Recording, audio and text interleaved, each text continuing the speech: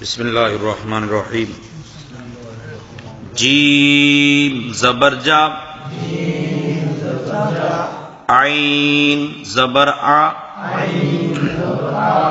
جا، لام زبر لا، جعل، فا زبر فا، عین زبر آ، فا، لام زبر لا، فعل. یہ دیکھیں نا، یہ اوپر والی اور نیچے والی لائن جو ہے نا، یہ دونوں ایک ہی طرح کے نا سارے الفاظ ہیں، کلمات. اس سے افعال کے نیچے والا دیکھیے ذرا، صاد پیش سو، حا پیش حو، صحو، فا پیش فو، صحف. پڑھنے کا انداز یہ ہے، باقی آپ پوری لائنہ میں پڑھنا. رسول، صحف، ثلث. یہاں ثلث نہیں کہنا، یہ اب کلیئر کرنا ہے. ثلث، سدس. اب سین اور سا میں فرق ہوگا. حرم، حرم. ربع، را پیش رو، با پیش بو، ربع. عین پیش عو، ربع. اب حمزہ زیر ای، با زیر بی، ای بی. لام زیر لی، ای بی لی. پہلے پڑھتے تھے ہم اے بے لے، ہاں تو وہ درست نہیں تھا، وہ معروف طریقہ نہیں ہے، وہ مجہول طریقہ ہے. جی ای بی لی. حا زبر حا، حا زبر حا. میم زیر می، حمی. دال زبر دا، حمیدہ. خاطیفہ، خاطیفہ. مالکی، تازیدی، تاجیدو، یالیجو. یہ اب روان پڑھ رہا ہوں میں کیونکہ مکس تقریباً کلیئر ہو گئے. اب ایک نیا جو آ رہا ہے وہ سن لیجئے. قاف پیش قو، تا زیر تی، قوتی. لام زبر لا، قتیلا.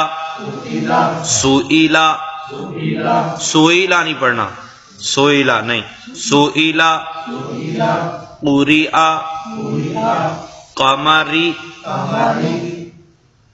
کاف زیر کی کیا، سین پیش سو. حمزہ زیر ای، سوئی. لام زبر لا، سئیلا. اس طرح آگے میں پڑھنے لگا تھا. کاف زیر کی، با زبر با، کیبا. را پیش رو، کیبارو. ہا پیش حو، شین زیر شی، حوشی. را زبر را، حوشیرا. تو یہ جو 5 لائنیں ہیں نا، ان کو ہم نے ریپیٹ کرنا ہے بار بار، کم از کم 5 مرتبہ. گھر میں ہو یا جہاں بھی موقع ملے آپ پڑھیں قرآن پاک کے حروف اور پھر حروف سے بننے والے کلمات. اب جب بھی ہم پڑھیں گے تو ان کلمات کے اوپر ہمیں غور و فکر کرنا ہے، ٹھیک ہے نا. وہ جس بھی انداز سے آ جائیں، مالکی آ گیا، یہ سارے کلمات جو ہے نا یہ قرآن پاک کے ہیں، ٹھیک ہے. نازلہ، خالقہ، اب خالقہ یا وہ انداز نہیں ہونا چاہیے جو پہلے ہم پڑھتے رہیں. کوئی نہ کوئی فرق محسوس جس طرح ہم کر رہے ہیں وہ ہمارے بولنے میں بھی ظاہر ہونا چاہیے. آپ اس حوالے سے کوئی بات کرنا چاہیں جو قرآن پاک کو ہم نے مطلب ابتدائی قاعدہ شروع کیا، اس حوالے سے کوئی سوال، کوئی بات آپ فرمانا چاہیں؟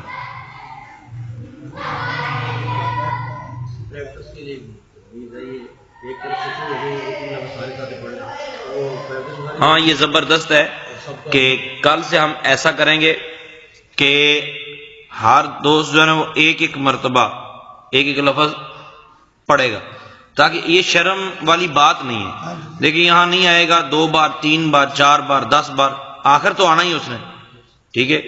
تو پہلے 25 30 سال 40 سال 50 سال اگر اسی طرح شرم میں ہی ہو گئے تو اب کیا باقی بھی شرم میں گزارنا ہے؟